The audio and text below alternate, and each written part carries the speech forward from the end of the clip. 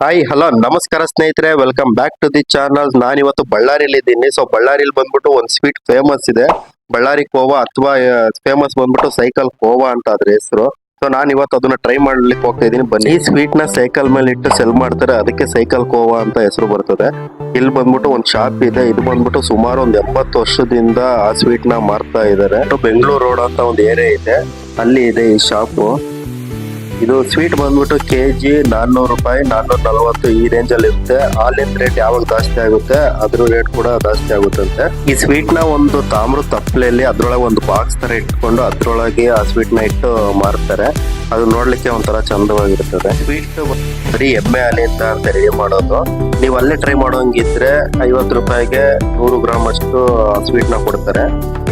ಅಲ್ಲೇ ಕೂಡ ಟ್ರೈ ಮಾಡ್ಬೋದು. ಈ ತರ ಒಂದು ಎಲೆನ ಹಾಕಿ ಕೊಡ್ತಾರೆ. ನೀವು ಯಾರಾದ್ರೂ ಟ್ರೈ ಮಾಡಿದ್ರೆ ಸ್ವೀಟ್ ಹೇಗಿದೆ ಅಂತ ಕಾಮೆಂಟ್ ಮಾಡಿ. ಟ್ರೈ ಮಾಡ್ದಿಲ್ದಿರೋರು ಬಳ್ಳಾರಿಗೆ ಹೋದಾಗ ಒಂದ್ಸರಿನಾದ್ರೂ ಟ್ರೈ ಮಾಡಿ ಅಂತ ಹೇಳ್ತಾ ಈ ವಿಡಿಯೋನ ಇಲ್ಲಿಗೆ ಮುಗಿಸ್ತಾ ಇದ್ದೀನಿ. ಸಾಧ್ಯವಾದ್ರೆ ಈ ಸೈಕಲ್ ಕೋವಾನ ಯಾವ ತರ ರೆಡಿ ಮಾಡ್ತಾರೆ ಆ ಮೇಕಿಂಗ್ ವಿಡಿಯೋ ಕೂಡ ಮಾಡ್ಲಿಕ್ಕೆ ಟ್ರೈ ಮಾಡ್ತೀನಿ. ಸೊ ಮತ್ತೆ ಸಿಗೋಣ, ಬಾಯ್.